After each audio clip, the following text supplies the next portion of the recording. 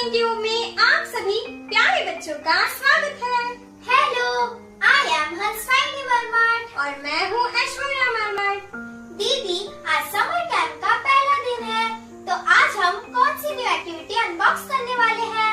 तो देखते हैं आज कौन सी न्यू एक्टिविटी अनबॉक्स होती है। Oh wow, it's story time. तो प्यारे बच्चों, आज हम हमारे चैनल से मैं आपके लिए लेकर आई हूँ एक प्यारी सी कहानी। So what are we waiting for? Let's begin.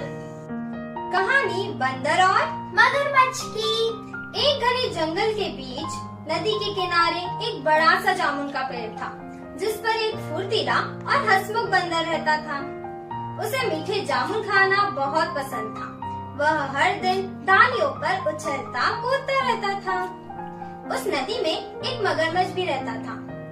कुछ दिनों में बंदर और मगरमच्छ की दोस्ती हो गई। बंदर रोज मीठे मीठे जामुन तोड़कर मगरमच्छ को देता और मगरमच्छ उन जामुनों को बड़े चाव से खाता। देखते ही देखते उनकी दोस्ती और भी गहरी हो गई। एक दिन मगरमच्छ कुछ जामुन अपनी पत्नी के लिए भी ले गया। उसकी पत्नी ने जब वो मीठे जामुन खाए तो वो बहुत खुश हो गई और उसके मन में लालच आ गया।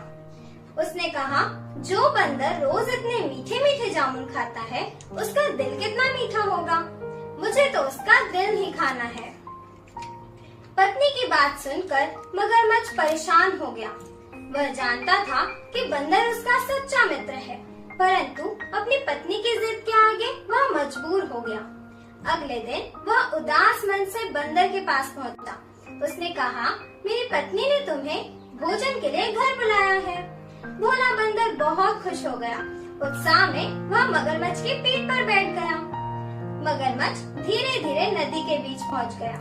तभी उसने दुखी मन से कहा कि मित्र, मुझे माफ करना, मेरी पत्नी तुम्हारा दिल खाना चाहती है। यह सुनकर बंदर घबरा गया।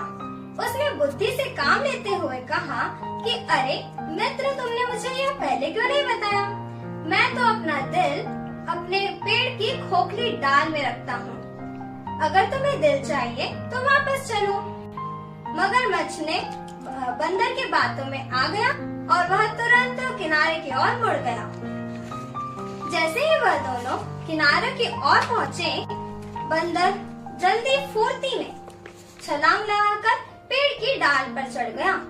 फिर हंसते हुए बोला, अरे मूर्ख, कोई अपना दिल शरीर से अलग रखता है? दोस्ती भरोसे पे चलती है, धोखे पर नहीं। आज से हमारी दोस्ती हमेशा के लिए खत्म।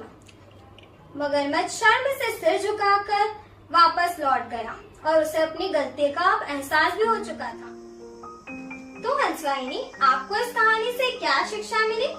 दीदी, हमें मुसीबत के समय घबराना नहीं चाहिए और बुद्धि और धैर्य से काम लेना चाहिए। शाबाश हंसवाइनी।